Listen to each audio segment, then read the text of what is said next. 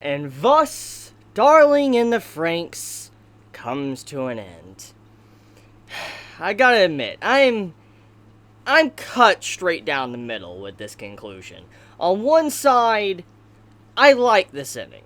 But on another, I know for a fact it could have been so much more. It could have been a 10 out of 10 ending if it was done with a little bit more care. And I want to cover both sides, and I'm just going to say right now that I can understand why there's many that love this ending, and why many hate this ending of Darling in the Franxx. And I think what it really boils down to, why many are either upset or happy with it, is because when it comes to, like, let's say the first 15 or 19 episodes of Darling in the Franxx, it was pretty fantastic. Like, everybody was loving this series, even if everybody was salty about, Ichigo and all that, what was going on with Goro. At the very least, the community was talking about something that showed that this series was doing something right. It was gaining a lot of popularity, and a lot of people loved it. And then episode 20 came, and then we saw what happened ever since. And I think if it wasn't for the, first half, the glorious first half of Darling in the Franxx, I don't think many would be as upset with this conclusion, because of how good it was. Just to show the quality of what the potential this series had in the first 15 to 19 episodes. But shelving that for now, though. Let's talk about the good, and then I'll get into the bad, okay? So, the good thing about this finale is the fact that we got to see a lot of our characters get the ending they wanted, the happy ending. For instance, Ichigo got with Goro. All of our characters from Hero Squad, they pretty much got the relationship. They had their own child. We got to see Futoshi, he had his own conclusion as well. I mean, overall, every character kind of got a happy ending. The only character I'm a little bit upset about is that Ikuno, the one that was into, women.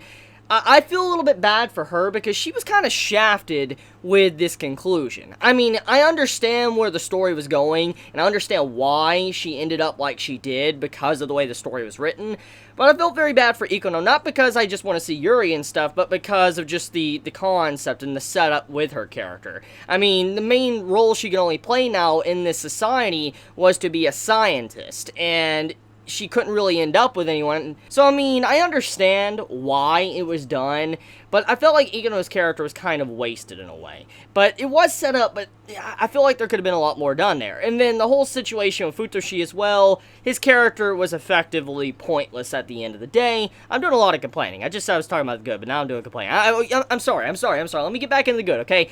Basically, all of our characters, they got a happy ending, okay? And I was pretty happy with that fact, okay? I was pretty happy with seeing just the generations, like the epilogue, when, all of them passed away, and you see how society slowly built up once again, and you see how, the soccer tree grew and got even bigger and bigger over the ages, and eventually you see this mini hero and Zero 2 meet up, which I think is very adorable, and I like that conclusion, that the way the white screen pops up, and it's like a new story begins, which that does open up the door for a potential season 2. I don't know if we'll ever get one or not, because of the way the series was handled, but at the very least, though, there is enough room for a season 2. So that's actually what I want to get into, okay? Can a season 2 happen? Well, yes, and the reason why is not just because of the Hero Zero 2 stuff, for instance, with them meeting up at the end and it's saying, a new story begins, but it's also the fact that Verm is not effectively dead. They're still alive. Even if there's just one alive, they're still alive, because it was stated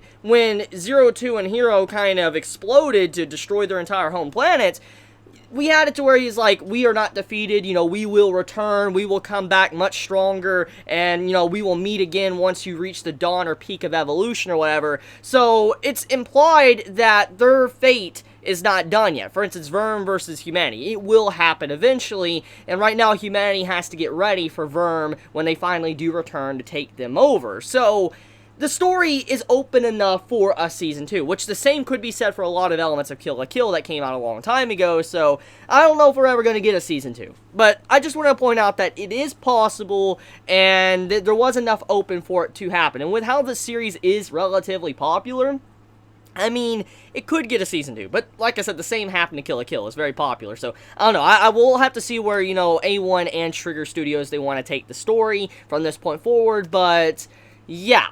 Anyways, let's talk about the bad. Let's just get everything off my chest. Let's just talk about everything. So, right off the bat, I want to say that there was a lot of characters that were wasted. I mean, the whole situation with, Futoshi, as I was talking about earlier in this video, Futoshi, he had so much more potential. And all we got from his character is that he loved to eat, and, he is very clingy to Kokoro. That's all we really got from his character, and I was just very disappointed with the way his character was handled. That's not even, counting Zordomi. I mean, he had some development throughout the series and all that we got to see. He didn't really change much at all. He stayed pretty much the same character throughout the story, and I felt like there just could have been more potential. The only character I think that got the most development throughout the story was probably Mitsuru. Mitsuru was the one character besides Ichigo that had a lot of character development, and I was pretty happy with that. But at the same time, I can't overlook the fact that so many other characters got thrown to the side. I mean, the whole stuff with Nana and Hachi, even though I like their characters, I like Nana quite a bit, their development, their romance or whatever is going on between these two, it was relatively rushed as well. So there wasn't a whole lot of build-up for that. And then, the one that was like the replacement to Nana, the one that always has her eyes closed, she automatically was on the side of the children, trying to help them out, even though in the last episode she didn't want to help out at all because she was always listening to orders from Papa. So,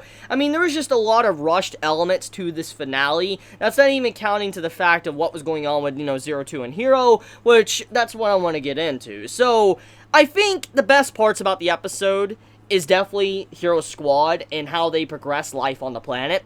But when it comes to the giant Zero Two and Hero working together to take down Verm in space, I think that was probably the worst aspect of the episode. And the reason why is because a lot of the elements of it was just outright rushed. I mean, honestly, I've said it quite a few times, I feel like the series would have benefited a lot more if they didn't try to make the story bigger than our characters. For instance, they tried to go too big. They went too big with the story, and they should have kept it self-contained to Hero Squad, but, obviously they didn't do that, and we got, space travel and all that, which, like I said, space travel, it was always there, it's kind of implied it could have happened, but the point still stands, is they should have kept it closely knitted like they had and then made a season 2 or something, then the story would have been a lot better. As I already said in my last episode review, the content we got in the past 5 episodes could have easily been like a full 12 episodes or a whole new season. That's just how much content was jam-packed in 5 episodes, and you can clearly see with this finale, especially with the Hero and Zero Two stuff,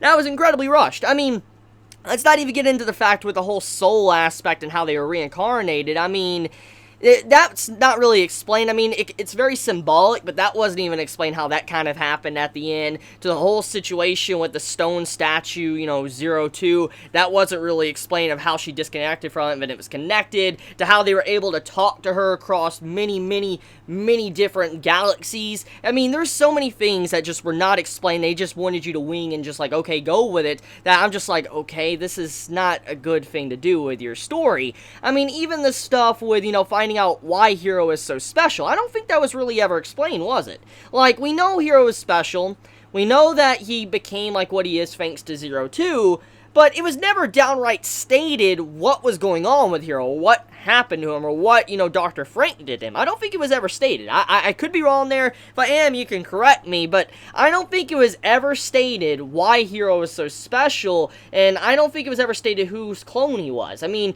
you could assume, and I've talked about that, he most likely could be the clone of Dr. Frank, but it was never stated, so I'm a little bit, upset with that fact that there's so many things that just were left in the wind and we didn't get answers to, like the whole Stampede mode. You remember Stampede? You might not remember it because it was only used like 2 or 3 times and then never went back to again. You remember when Zero Two, she started taking control of the Frank, and she was moving it on her own, and it went into, like, this lion or tiger type looking mode? Well, that was Stampede mode, and we didn't really know what that was. It was mentioned that it was something dire or critical, but it was never went into it ever again. We never really got to see what that meant, so that's always something that, threw me for a loop. What was Stampede mode? Why was that completely cut from the story? And then the whole stuff with the Nines, too, like I said in the last episode, the way they were handled, it could have been a lot better. I mean, we could have had the whole explanation of Stampede mode in, the last episode, because of the Nines, getting disconnected from Hero. I mean, there was just so many things. I mean, that's not even getting into the fact of, like, the little situations with other minor characters that got shafted throughout the story, or other little plot threads that could have been expanded upon. So, I mean, the ending of Darling in the Franxx, it's it's good, but there's a lot of bad. There's just, it's wasted potential. I guess that's the best thing to say. Wasted potential for the story, because there was just so much here that the writers could have used, but they didn't. And like I said, it just seemed like they wanted a rush. They wanted to get to a space battle. That's what they wanted. It seemed like they really just wanted to get to a Gurren Lagann space battle event in the series. That's what they wanted with this finale. And I'm like, look, that's good and all, but you know, what made Gurren Lagann so good is because even though it was wacky and over the top, it still made sense for what it was. But Darling in the Franxx, it doesn't really fit. It doesn't. Even Kill la Kill, it somewhat fits. It suffers some issues, but Kill la Kill still kind of made sense. But this really doesn't. And so, yeah, I feel like this is a type of series that many are probably going to skip over now because of how the finale was done.